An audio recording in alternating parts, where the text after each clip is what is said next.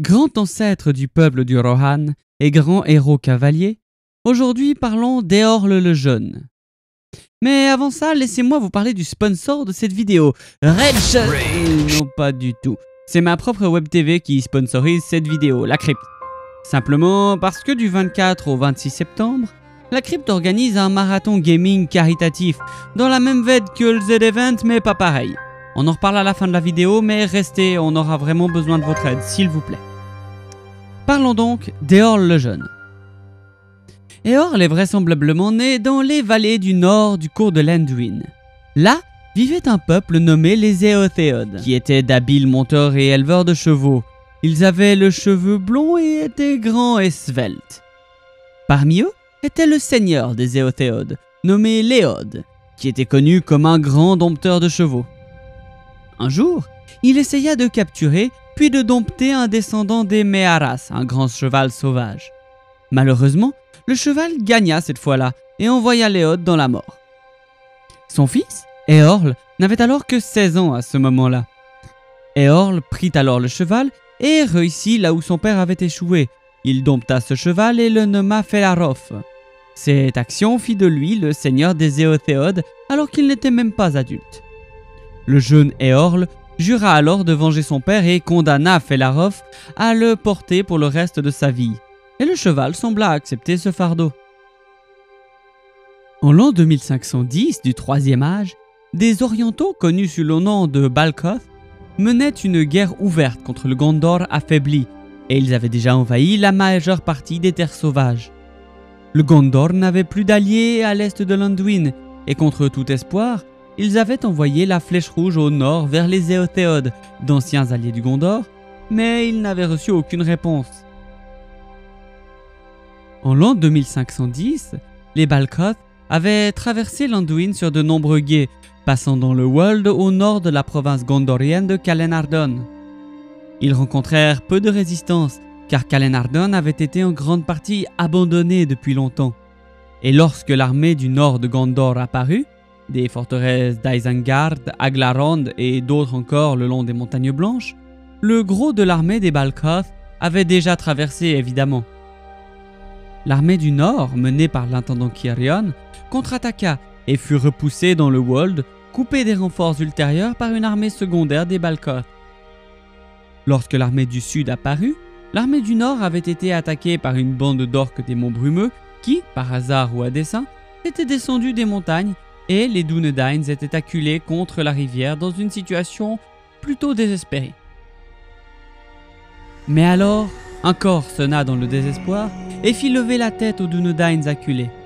Le 15 avril, Eorl vint du nord, monté sur son grand Meharas Felarof, qui hennit devant la bataille. Bien que les gens chantent encore la vaillance d'Eorl, ce combat fut âpre et difficile pour le jeune seigneur. Avec l'aide de Cirion, il parvint à repousser tant les orques des montagnes que les orientaux par-delà l'Anduin. Cette bataille fut nommée d'après l'endroit où elle avait eu lieu et fut donc connue sous le nom de bataille du champ de Celebrant. Après la bataille, Cirion vint vers ses alliés inattendus et les remercia 1000 fois. La Flèche Rouge de Gondor avait atteint Eorl aux mains du dernier des 6 cavaliers envoyés, Borondir. Mais ce dernier n'était jamais revenu en Gondor et était mort durant la bataille. Pour ses services au Gondor, Eorl reçut le Calenardon pour y implanter son peuple et y fonder un royaume plus vaste, le Rohan. En contrepartie, Eorl et ses descendants devaient venir en aide au Gondor lorsqu'ils le demandaient. C'est ce que l'on appellera par la suite le serment d'Eorl. Eorl régnait depuis une maison haute sur une colline verte sous les montagnes blanches, là où plus tard se dressera la haute maison Meduseld. Les légendes racontent que même dans ses vieux jours, Eorl n'a jamais perdu ses cheveux couleur de paille. Il tomba l'épée à la main lors d'une bataille contre les Orientaux en l'an 2545. Il fut enterré dans le premier tertre royal et Felarof, son fidèle destrier, fut enterré avec lui.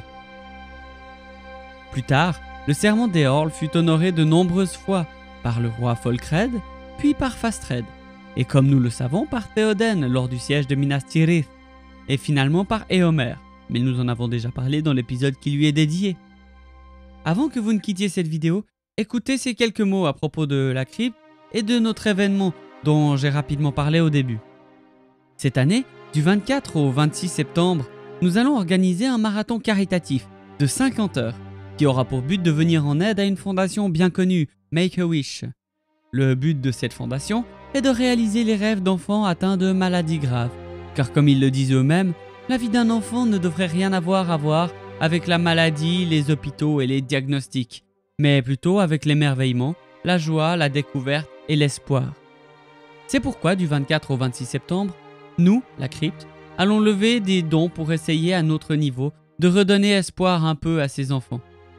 Si vous voulez nous aider, il y a notre site internet marathonlacrypte.ch qui est dans la description et dont voici le QR code. Si vous voulez faire une capture d'écran et le faire scanner à des proches depuis votre téléphone, c'est tout à fait possible. N'oubliez pas que chaque petit peu pourrait aider beaucoup.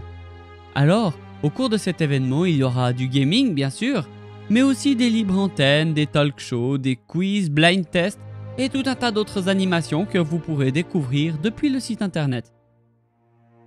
Si vous êtes streamer, il est même possible de nous rejoindre pour l'événement.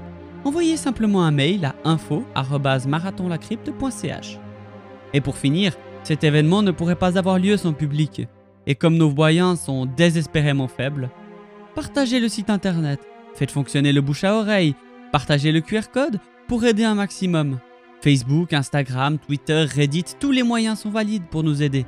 Tous les liens sont dans la description, mais s'il vous plaît, prenez un petit moment pour nous aider, pour que l'on puisse aider des enfants à réaliser leurs vœux avant qu'il ne soit trop tard.